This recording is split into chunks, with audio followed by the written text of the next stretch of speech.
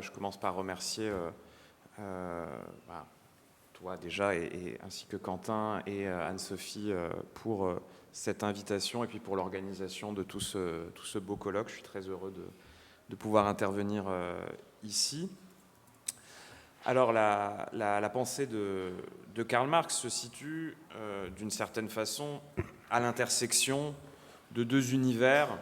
que tout semble à première vue opposer. D'un côté, c'est sans doute l'aspect le plus connu de son œuvre,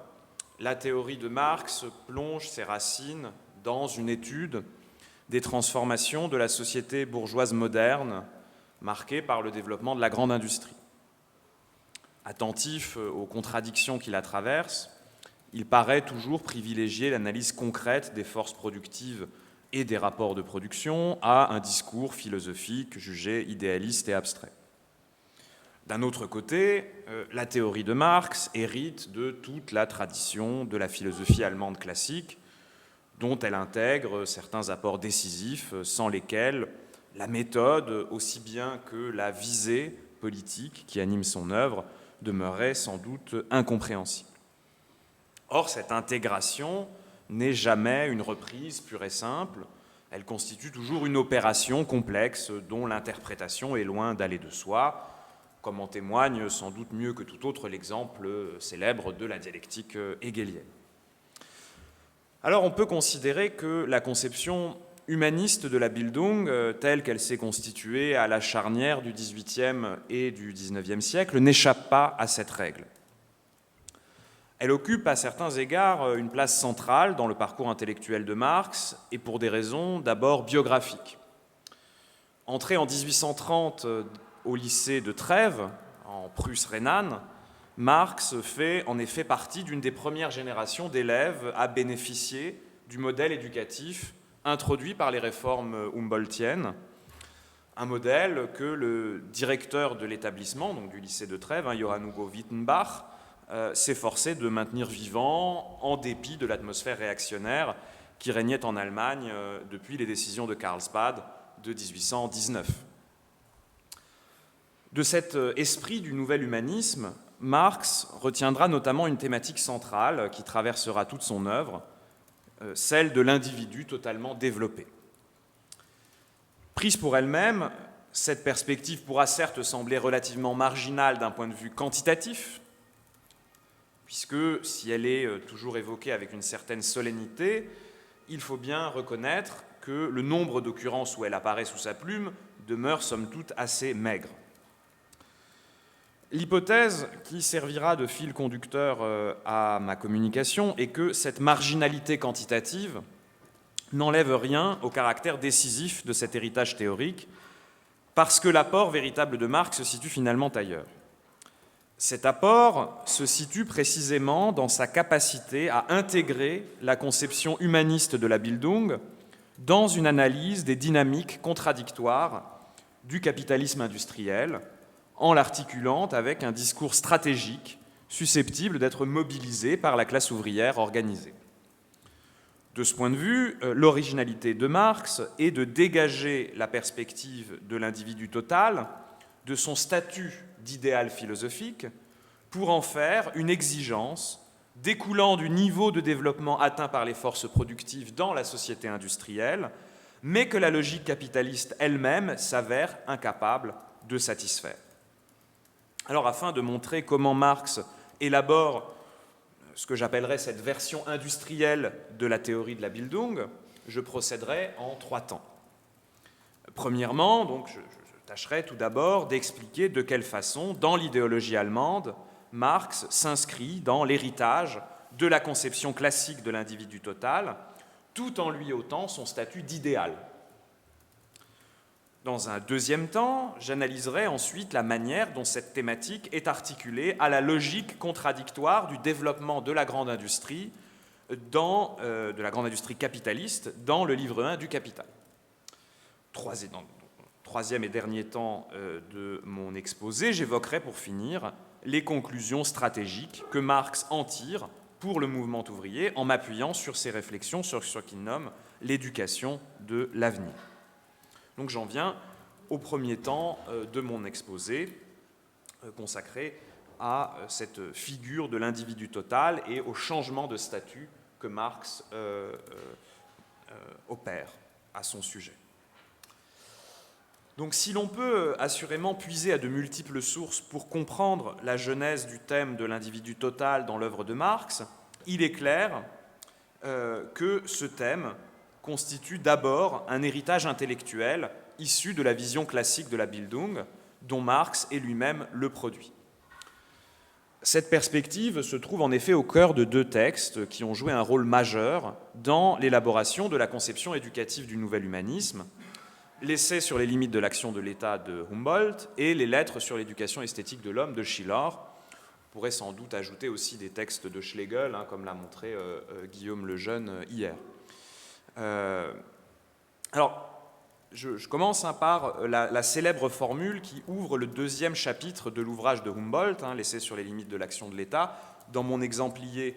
c'est la première citation, donc j'ai mis les citations, je fais ma communication en français, mais j'ai mis les citations en langue originale. La formule qui ouvre le deuxième chapitre de l'ouvrage de Humboldt, et qui faisait partie des passages que Schiller avait publiés en 1792 dans la Nouvelle Thalia, en constitue l'un des meilleurs témoignages, puisque Humboldt affirmait, je cite, que le vrai but de l'être humain, non pas celui que le penchant variable de chacun, mais celui que la raison éternellement immuable lui assigne, consiste à cultiver ses forces de la manière la plus élevée et la plus proportionnée, afin qu'elles forment un tout. Die höchste und proportionierlichste Bildung seiner Kräfte zu einem Ganzen. Donc, aux yeux de Humboldt, la réalisation d'un tel but avait non seulement pour condition la liberté, mais également, comme il le dit à la fin de la citation que je vous ai mise dans l'exemplier, la multiplicité des situations, die Mannigfaltigkeit der Situationen, seule à même de prémunir l'être humain contre l'unilatéralité à laquelle il semble condamné. Et cette thématique de la multiplicité des situations, comme je vais essayer de le montrer, va jouer aussi un rôle important chez Marx. Alors, cette dialectique du morcellement et de la totalité est aussi à l'œuvre dans la sixième lettre sur l'éducation esthétique de l'homme, dans laquelle Schiller évoque à la fois le progrès historique qu'a pu représenter à l'échelle du genre humain ce qu'il appelle l'unilatéralité dans l'usage des forces, die Einseitigkeit in Übung der Kräfte, et les effets délétères que cette dernière a pu produire à l'échelle de l'individu, thématique qui, comme on le verra, sera très directement réinvestie par Marx dans son analyse du développement de la division du travail sous le mode de production capitaliste. Donc là, je vais me référer à la deuxième citation de l'exemplier, l'extrait de la sixième lettre sur l'éducation esthétique de l'homme. Parce que chez Schiller, également, cette dialectique ouvre la voie à la perspective d'un dépassement de cette unilatéralité, puisqu'il affirme, c'est la citation que je vous ai donnée, qu'il est faux de prétendre que la formation des forces singulières rend nécessaire, notwendig macht,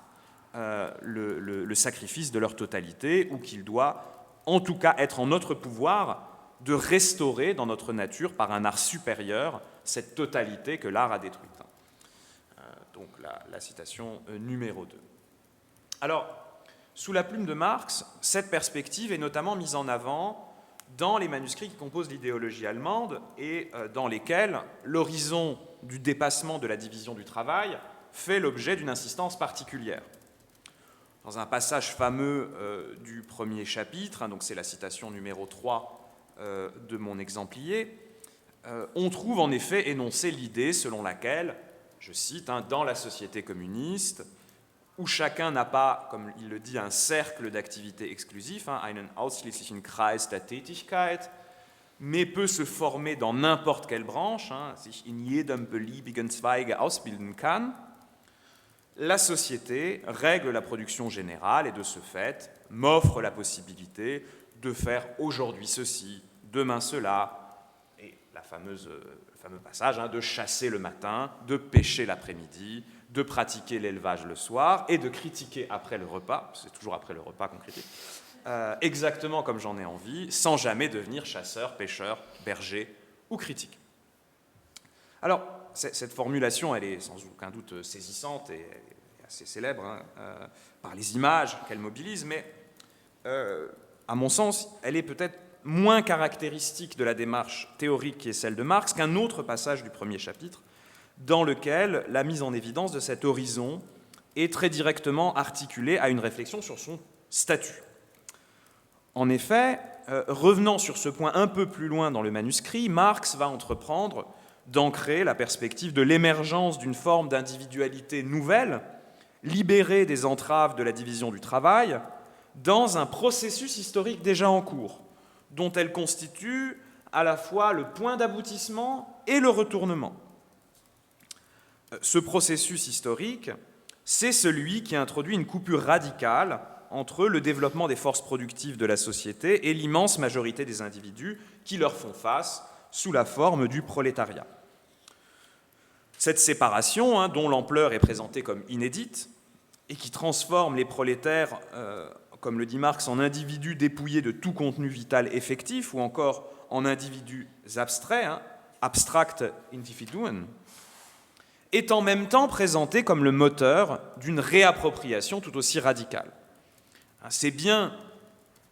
comme le dit Marx, parce que les prolétaires sont privés par les rapports de production capitalistes de toute forme de ce qu'il appelle une activation de soi, eine Selbstbetätigung, qu'ils sont susceptibles d'imposer, comme il le dit, leur activité de soi complète et non plus bornée, laquelle consiste dans l'appropriation d'une totalité de forces productives et dans le développement d'une totalité de facultés que celle-ci implique. Fin de citation. Et donc le renversement qui s'opère au cours de ce processus historique, dont le point de départ est bel et bien le morcellement que la division du travail capitaliste fait subir aux individus, correspond à ce que Marx va appeler, et c'est la citation 4 de l'exemplier, le développement des individus sous la forme d'individus totaux. Die Entwicklung der Individuen zu totalen Individuen. Alors, cette transformation, ici, elle est présentée en quelque sorte comme le corollaire anthropologique du dépassement de la propriété privée. Ce développement des individus qui va leur permettre de devenir des individus totaux. Alors, l'intérêt de la démarche, qui est celle de Marx dans l'idéologie allemande, consiste de surcroît à distinguer la perspective de l'émergence d'une forme d'individu total, telle qu'il la comprend dans le cadre de sa conception matérialiste de l'histoire, de celle qui, avant lui, avait été développée par la philosophie allemande et qui, au fond, correspond très exactement à la vision humaniste de la Bildung que nous venons d'évoquer. En effet, et c'est la citation numéro 5 de l'exemplier, Marx affirme que, je cite, les individus qui ne sont plus subsumés sous la division du travail, les philosophes se les sont représentés comme un idéal, sous le nom der Mensch, l'être humain. Et tout l'effort théorique de Marx va consister, au fond, à rompre avec cette démarche philosophique, non pas, évidemment, dans son contenu, mais dans sa forme. Le contenu de la représentation de l'individu total reste d'une certaine façon inchangé. Il demeure en cela le contenu d'une représentation héritée que Marx ne fait que reprendre à son compte, du moins si on la comprend comme un horizon émancipateur général, puisque je vais montrer par la suite qu'il y a quand même des petits déplacements qui sont opérés, mais au moins dans le sens d'un horizon émancipateur général, cette perspective est conservée et héritée. Et donc en cela, Marx s'inscrit bien dans la continuité de la conception classique de la Bildung. Et s'il introduit un élément de rupture, c'est plutôt en récusant la forme idéale que la philosophie donne à ce contenu. Aux yeux de Marx, le fait de conférer à l'individu total le statut de représentation idéale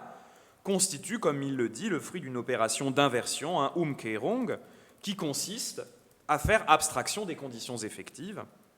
et donc rompre avec la logique idéaliste de l'inversion philosophique, c'est reconduire, au fond, le contenu de cette représentation aux conditions matérielles qui le rendent possible. Et c'est bien ce que Marx entreprend de faire en présentant l'émergence de l'individu total comme le fruit d'un processus historique, contradictoire, déjà en cours. Alors j'en viens à présent au deuxième temps de mon exposé, consacré au fond à l'analyse que Marx va faire de la grande industrie dans le livre 1 du Capital et surtout de ses contradictions. En effet, si cette approche matérialiste du processus d'émergence de l'individu total est déjà esquissée dans l'idéologie allemande, on peut considérer qu'elle n'est véritablement développée dans toute son extension que dans le livre 1 du Capital, à l'occasion de l'analyse de la grande industrie. Dans la 4e section, consacrée à la production de la survaleur relative, l'analyse des bouleversements techniques introduits dans le mode de production capitaliste par la manufacture puis par la grande industrie occupe une place centrale. Dans ce contexte, Marx est particulièrement attentif aux effets que l'extension de la logique de spécialisation liée à la division du travail produit sur les prolétaires en tant qu'individus. Et le chapitre 12, je cite les chapitres dans le chapitrage de la 4e édition allemande, le chapitre 12, consacré à la manufacture, introduit ainsi le concept de travailleur partiel, Teilarbeiter, afin de désigner la forme d'individualité qui émerge dans la phase spécifique de l'histoire du capitalisme, qui correspond, comme le dit Marx lui-même dans sa périodisation, à une époque allant du milieu du XVIe siècle à la fin du XVIIIe siècle. Or, l'analyse que Marx consacre à la manufacture ne consiste pas seulement à déplorer les conséquences délétères de la division du travail propre justement à la manufacture, qui donne naissance à un individu dont l'habileté technique a toujours pour envers l'uniformité, l'unilatéralité d'un travail qui, comme il le dit, c'est la citation numéro 6, je cite, détruit le ressort et le dynamisme des esprits vitaux habitués à trouver dans le changement d'activité, proprement dit, à la fois leur délassement et leur stimulation. Fin de citation. Et donc, je disais, Marx ne se contente pas de déplorer cela. Le propos de Marx, dans le chapitre 12, consacré à l'analyse de la manufacture, consiste aussi à dire que le travailleur partiel est fondamentalement adapté à la production manufacturière, dont il constitue l'un des éléments simples. Il est nécessaire au fonctionnement du capitalisme de manufacture. Et c'est justement ce rapport d'adaptation que l'émergence de la grande industrie va remettre en cause au cours du XIXe siècle. D'un côté, on peut considérer qu'en dépit du bouleversement fondamental introduit par la machinerie et qui donc va conduire à passer de cette phase manufacturière à la phase de la grande industrie prolonge assez largement la logique de la division du travail qui était au cœur de la production manufacturière. Comme le dit Marx dans le chapitre 13, donc consacré à la grande industrie, là, je cite, la grande industrie reproduit cette division du travail, c'est-à-dire la division du travail manufacturière. La grande industrie reproduit cette division du travail de façon encore plus monstrueuse dans la fabrique proprement dite, en faisant de l'ouvrier l'accessoire conscient d'une machine affectée à une partie du travail, et partout ailleurs en utilisant de façon sporadique les machines et le travail à la machine, et en introduisant le travail des femmes, des enfants et le travail non qualifié comme nouvelle base de la division du travail. Fin de citation. Mais d'un autre côté, force est de constater que la complexité croissante des processus de production et surtout leur incessante transformation liée aux innovations techniques rendent en fait la figure du travailleur partiel hérité du monde de la manufacture fondamentalement inadaptée à l'univers de la grande industrie. Et de ce point de vue, la grande industrie capitaliste est pour Marx le lieu d'une contradiction fondamentale qui est au cœur de l'analyse qu'il va consacrer à l'émergence de cette nouvelle figure qu'est l'individu total. En effet, parce que la base technique de la grande industrie est révolutionnaire, elle rend la fonction du travailleur fluide, et est conduit à faire de lui, comme il le dit, un travailleur mobile, polyvalent. Pour le dire autrement, la figure de l'individu total apparaît ici non plus comme un idéal philosophique, mais comme une exigence technique née des besoins de la grande industrie elle-même. La figure du travail partiel cesse d'être ici une composante adéquate au processus de production comme elle l'était au temps de la manufacture, elle devient au contraire une entrave à son développement, et c'est ce que Marx résume à l'aide d'une formule frappante, c'est la citation numéro 7 de mon exemplier, je cite, ne sutor ultra crepidam, reste à ta colle cordonnier, pour le traduire en français. Donc, ne sutor ultra crepidam, ce sommet de la sagesse artisanale est devenu une terrible folie. Dès l'instant où l'horloger Watt eut inventé la machine à vapeur, le barbier Arkwright, le métier continue, et l'ouvrier joaillier Fulton, le bateau à vapeur. Fin de citation. Donc, le fait de se cantonner à une fonction unique devient ici, non pas ce qui était le sommet de la sagesse artisanale, devient ici une terrible folie. Mais si l'individu total apparaît bien comme une exigence de la grande industrie, cette exigence n'est pas pour autant réalisée par elle. Raison pour laquelle la grande industrie offre d'abord le spectacle désastreux d'une inadaptation dont les conséquences funestes sont omniprésentes. Marx les décrit de la manière suivante: immolation orgiaque ininterrompue de la classe ouvrière, dilapidation démesurée des forces de travail, ravage de l'anarchie sociale. Il faut toutefois, pour dresser un tableau complet, prendre également la chose par l'autre bout et constater que si cette exigence n'est pas réalisée, elle n'en est pas moins formulée comme telle. Et j'en viens à la citation numéro 8 de mon exemplier, d'une certaine manière, il est inévitable qu'elle soit formulée, puisque, comme le dit Marx, je cite, « le remplacement de l'individu partiel, le Teil individuum, comme simple support d'une fonction sociale de détail par ce qu'il appelle un individu totalement développé, ein total entwickeltes Individuum, pour qui diverses fonctions sociales sont autant de modes d'activité qui prennent le relais les uns des autres, ce remplacement-là, donc de l'individu partiel par l'individu totalement développé, constitue, comme il le dit, une véritable urgence et même, ici il le dit, une question de vie ou de mort, eine Frage von Leben oder Tod, pour la grande industrie, pour la grande industrie elle-même. Alors, dire que cette exigence, elle est, je le disais, non pas réalisée, mais formulée néanmoins, pourquoi, qu'est-ce que ça veut dire qu'elle est formulée par la grande industrie, parce que la grande industrie ne parle pas, elle est formulée par la grande industrie, ça veut dire, en réalité, que des mesures sont prises sous le mode de production capitaliste lui-même, afin de tenter de résorber cette contradiction. Même si, comme on va le voir, aucune véritable résolution n'est possible dans ce cadre. Et donc, dans son analyse, Marx va prendre tout particulièrement en compte les mesures mises en œuvre par la législation britannique sur les fabriques dans le domaine de l'éducation des enfants. Et si les dispositions mises en place à cette occasion sont d'emblée présentées par Marx comme insuffisantes, elles n'en sont pas moins révélatrices en ce qu'elles témoignent de la prise en compte de l'enjeu fondamental de la formation auquel la grande industrie est ici confrontée. Et cette prise en compte prend d'abord la forme d'un principe général que Marx résume en disant que les lois sur les fabriques, je cite, proclament que l'enseignement élémentaire est une condition obligatoire du travail. Fin de citation. Mais au-delà de ce principe général, qui reste en partie décorrélé des exigences spécifiques de la grande industrie, Marx va mettre en avant deux autres symptômes de la prise en compte de cet enjeu, et ça m'amène à la citation numéro 9 de mon exemplier. Le premier, c'est la création de ce qu'il appelle des écoles polytechniques et agronomiques, qui n'ont certes pas vocation à recevoir des ouvriers sur leurs bancs,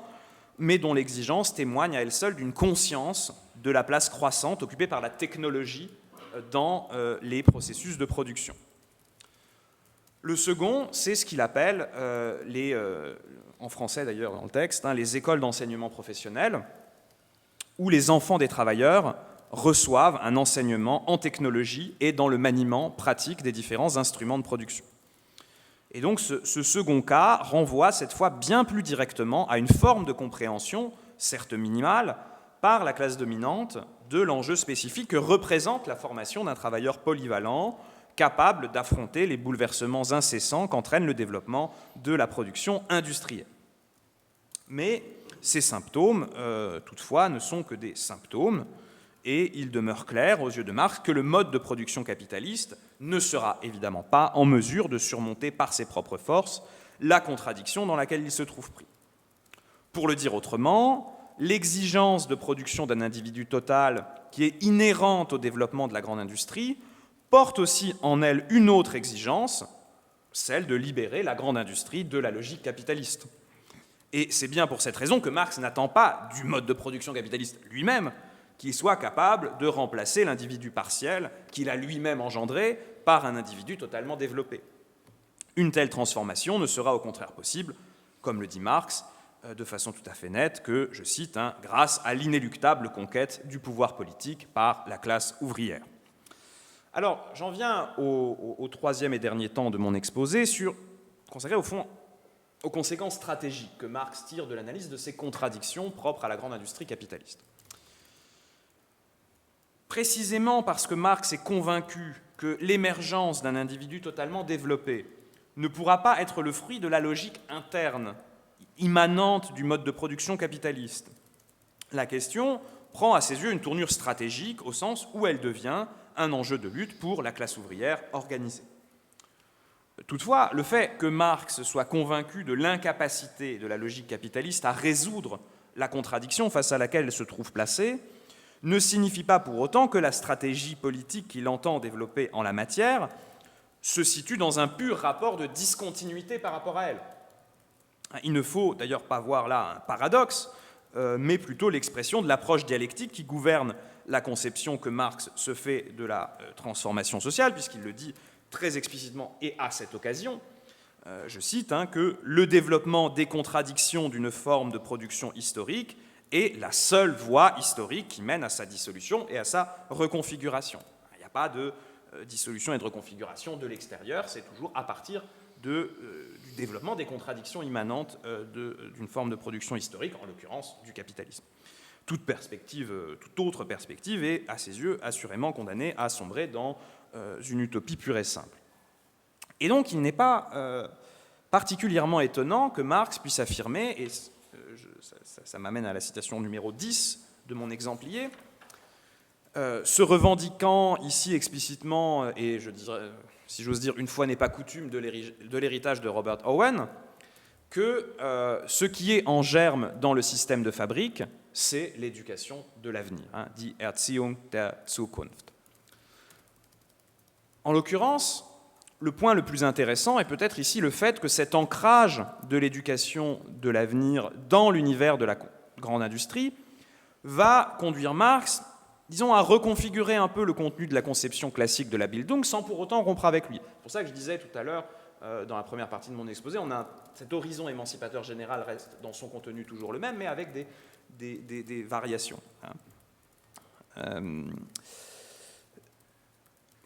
Cette éducation de l'avenir, ici, elle est présentée comme celle, je cite Marx, qui associera pour tous les enfants, au-delà d'un certain âge, le travail productif à l'enseignement et à la gymnastique, et cela non seulement comme méthode pour élever la production sociale, mais encore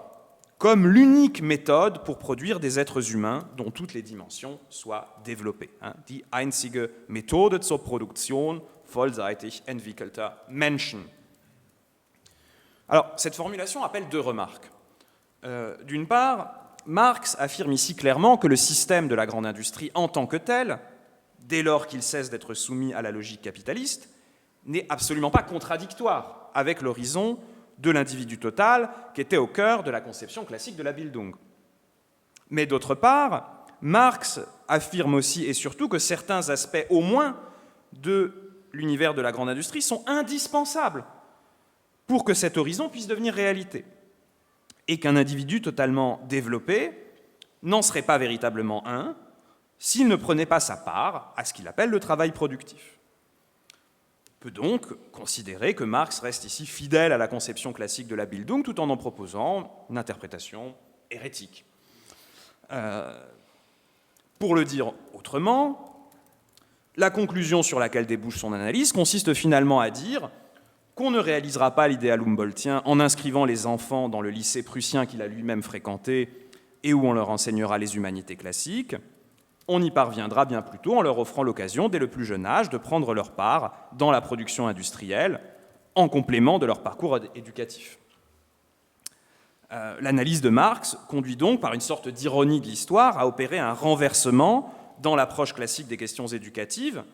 en s'appuyant sur le contenu des rapports des inspecteurs de fabrique. En effet, ce sont bien ces derniers, nous dit Marx, qui ont mis en évidence, je le cite, en recueillant les témoignages des maîtres d'école, que les enfants des fabriques, bien que ne recevant que moitié moins d'heures d'enseignement, apprenaient autant, sinon davantage, que les écoliers réguliers venant à temps complet. Une conclusion qui pourra sembler un peu paradoxale et qui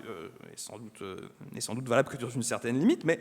c'est bien sur elle que Marx choisit de mettre l'accent, citant un rapport d'un inspecteur de fabrique de 1865, je cite, « Ceux qui ne passent qu'une demi-journée à l'école sont toujours dispos et presque tout le temps aptes et décidés à profiter de l'enseignement. Le système du partage de la journée entre le travail et l'école fait de chacune de ces deux activités un repos et une détente par rapport à l'autre et la rend de ce fait mieux adaptée à l'enfant que la poursuite ininterrompue de l'une d'entre elles. Un jeune garçon qui est à l'école dès les premières heures de la journée et surtout par très forte chaleur, je ne sais pas si ça s'adapte à notre situation, est incapable, nous dit-il, de rivaliser avec celui qui arrive du travail vif et éveillé. » Fin de citation. Alors, cette reconfiguration du contenu même de la conception classique de la Bildung a des conséquences stratégiques tout à fait notables, qu'il est notamment possible de constater en prêtant attention au discours revendicatif élaboré par Marx à la même période dans le cadre de son activité au sein de la direction de l'Association internationale des travailleurs. En effet, quelques mois seulement avant la parution du livre 1 du Capital, Marx avait eu l'occasion de se pencher de très près sur cette question à l'occasion de la préparation du premier congrès de l'AIT, donc l'Association internationale des travailleurs, qui devait se tenir à Genève en septembre 1866. En amont du congrès, au mois d'août 1866, il avait ainsi rédigé une série d'instructions destinées aux délégués du Conseil central, dont le 4e point portait précisément sur cet enjeu. Alors, il convient en premier lieu de remarquer que ce discours revendicatif, qui pour Marx avait vocation à être porté par l'AIT dans son activité d'agitation politique immédiate, de la même façon, par exemple, que la réduction de la journée de travail à 8 heures, repose sur une structure argumentative qui est très exactement celle qu'on retrouvera dans le livre 1 du Capital lorsqu'il sera question de l'éducation de l'avenir. La différence principale tient au statut de ces deux textes, puisque les instructions d'août 1866 ont évidemment une orientation plus directement prescriptive que l'argumentation développée en 1867 du point de vue de la critique de l'économie politique. La thématique générale reste donc celle de la combinaison du travail productif et de l'éducation sous ses différentes formes que le livre 1 du Capital présentera comme un héritage de Robert Owen. En la matière, l'intérêt du document rédigé en août 1866, c'est qu'il offre l'occasion à Marx d'entrer davantage dans les détails de sa réflexion sur chacune de ces deux composantes qui sont appelées à être combinées. Alors, en ce qui concerne tout d'abord la dimension proprement éducative de ce modèle de formation, le texte va procéder à une distinction plus rigoureuse et plus affirmée que celle que l'on trouve dans le livre 1 du Capital. Et donc je vous renvoie à la citation numéro 11 de mon exemplier. En effet, comme le dit Marx, par éducation, nous entendons trois choses. Il dit éducation mentale, mental education, ce sont les textes de l'AIT, le Conseil général de l'AIT, sont rédigés à Londres, donc l'original est en anglais, mental education, éducation corporelle, bodily education, telle qu'elle est, nous dit-il, prodiguée dans les écoles de gymnastique et par les exercices militaires. Troisièmement, entraînement technologique, technological training, embrassant les principes généraux de tous les processus de production et en même temps initiant l'enfant et la jeune personne à l'usage pratique et au maniement des instruments élémentaires de tous les métiers.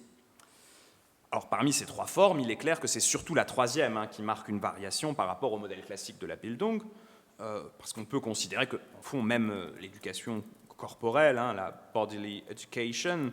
se situe dans la continuité de cette tradition, constitue peut-être le signe de la pénétration des idées portées en Allemagne par Friedrich Ludwig Jahn,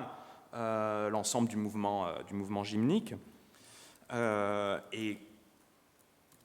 la thématique de l'enseignement technologique elle-même, donc cette troisième composante, n'est évidemment pas une invention de Marx, elle est aussi dans l'air du temps, chez d'autres théoriciens socialistes. Moi, je parlais de Robert Owen parce qu'il est directement cité, mais on pourrait aussi évoquer Proudhon, parce que Proudhon leur en parle aussi, l'ont déjà développé avant lui. En fait, l'originalité de Marx consiste plutôt ici dans la manière d'articuler ces différentes formes pour les mettre au service de la production d'une nouvelle forme d'individualité dont l'horizon, sinon le contenu, correspond à l'idéal classique de la Bildung. Mais au-delà de cette tripartition des formes de l'éducation, le point sur lequel Marx insiste le plus dans ses instructions d'août 1866, et qui peut, avec le recul, nous apparaître le plus surprenant, voire le plus choquant, c'est ce qu'il appelle la participation des enfants et des jeunes personnes des deux sexes à la grande œuvre de la production sociale. C'est la citation numéro 12. En la matière, l'analyse de Marx est en effet bien plus explicite dans le texte de 1866 qu'elle ne le sera un an plus tard dans le livre 1 du Capital. Alors, il me semble qu'on peut la décomposer en trois arguments principaux qui fonctionnent à des niveaux différents sans pour autant être incompatibles. Le premier, qui est au fond le plus classique, consiste à dire que le travail des enfants, tel qu'il est pratiqué sous le mode de production capitaliste dans le monde de la grande industrie telle qu'elle existe au milieu du XIXe siècle, constitue évidemment une abomination. Le terme d'abomination est présent, abomination.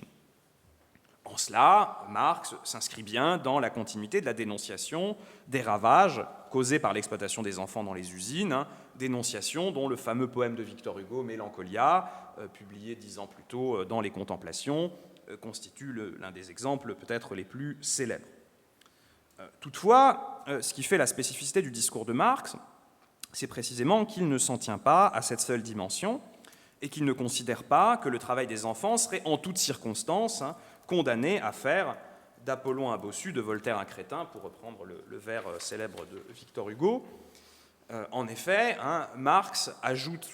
immédiatement deux autres arguments dont la fonction est justement d'appréhender le travail des enfants sous un autre jour. Le deuxième argument est celui du caractère rationnel à l'échelle sociale de la participation des enfants au travail productif dès l'âge de 9 ans. Alors, Marx ne livre aucune justification quant à l'établissement de cette limite. Pourquoi 9 ans, pourquoi pas 8, pourquoi pas 10 ? Il entreprend en revanche de justifier le caractère rationnel de cette participation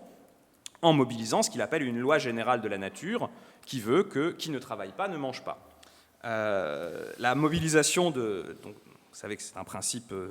paulinien, hérité de la deuxième épître aux Thessaloniciens, et qui connaîtra un certain succès au sein de la théorie marxiste jusqu'à Lénine,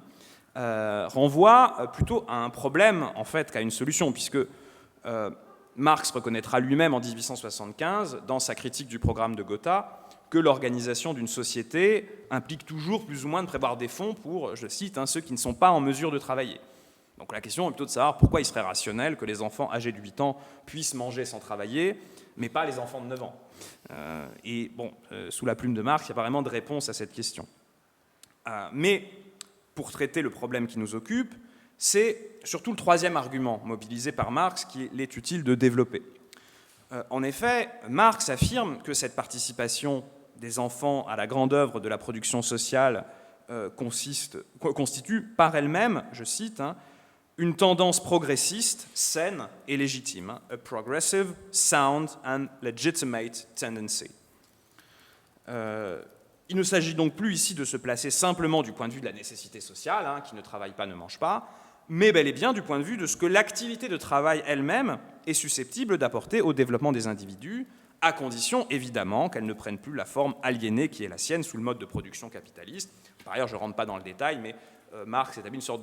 de tableau, c'est-à-dire selon les âges, au début, les enfants ne travaillent qu'un tout petit nombre d'heures, et puis après, le nombre d'heures augmente, etc. Bon, avec l'âge, voilà, c'est évidemment comme ça qu'il conçoit les choses. Donc il ne s'agit plus ici simplement de se placer, comme je disais, du point de vue de la nécessité sociale, mais de ce que l'activité de travail peut apporter au développement des individus. Et en prenant ici au sérieux le rôle formateur du travail dans le processus de constitution d'une individualité émancipée, Marx réinscrit peut-être finalement une fois de plus, même si c'est sous une forme un peu détournée ici, sa réflexion sur le travail des enfants dans l'héritage classique de la Bildung, mais sous une forme, cette fois, qu'on pourrait dire plus spécifiquement hegelienne. Alors, cette filiation, c'est sans doute celle qui permet de mieux saisir pour quelles raisons Marx pourra affirmer plus tard, en 1875, dans la critique du programme de Gotha, que la perspective d'une interdiction générale du travail des enfants serait réactionnaire. Formule qui peut paraître extrêmement étonnante, mais dit interdire de façon générale le travail des enfants, ce serait réactionnaire, parce que justement on priverait les enfants de cette possibilité d'émancipation propre à l'activité de travail,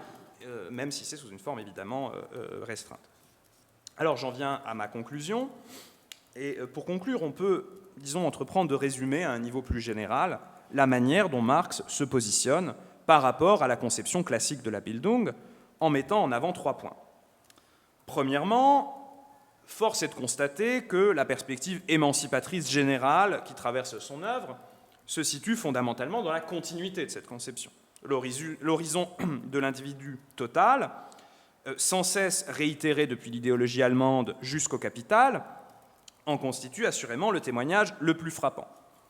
Ce rapport de continuité permet sans doute d'expliquer pour quelles raisons la conception du communisme développée par Marx accorde autant de place à la question du libre développement de chacun, dont le manifeste du Parti communiste affirme qu'il devra toujours être la condition du libre développement de tous, dans une société évidemment débarrassée de l'antagonisme de classe. Deuxièmement, ce rapport de continuité s'accompagne d'un changement de statut de ce qui constitue l'horizon vers lequel tend la conception classique de la Bildung. Refusant d'en faire un simple idéal philosophique, Marx entend au contraire l'ancrer dans un processus historique, contradictoire, déjà à l'œuvre dans la société bourgeoise elle-même, mais que la logique capitaliste s'avère incapable de réaliser ou de mener à son terme par ses propres forces. Troisièmement, on peut considérer qu'en dépit de ce changement de statut, l'horizon de la conception classique de la Bildung constitue un schème permettant à Marx de se positionner par rapport aux questions nouvelles auxquelles la modernité industrielle le confronte. Et c'est sans doute ce qui explique que cet horizon puisse constituer, au fond, l'arrière-plan de réflexions portant sur des questions à première vue inattendues, comme celle de la polyvalence requise par la mise en œuvre de processus techniques complexes. En cela, il est donc permis de penser que la démarche générale de Marx constitue bien une tentative d'actualisation et de modernisation de l'héritage théorique de la Bildung. Je vous remercie.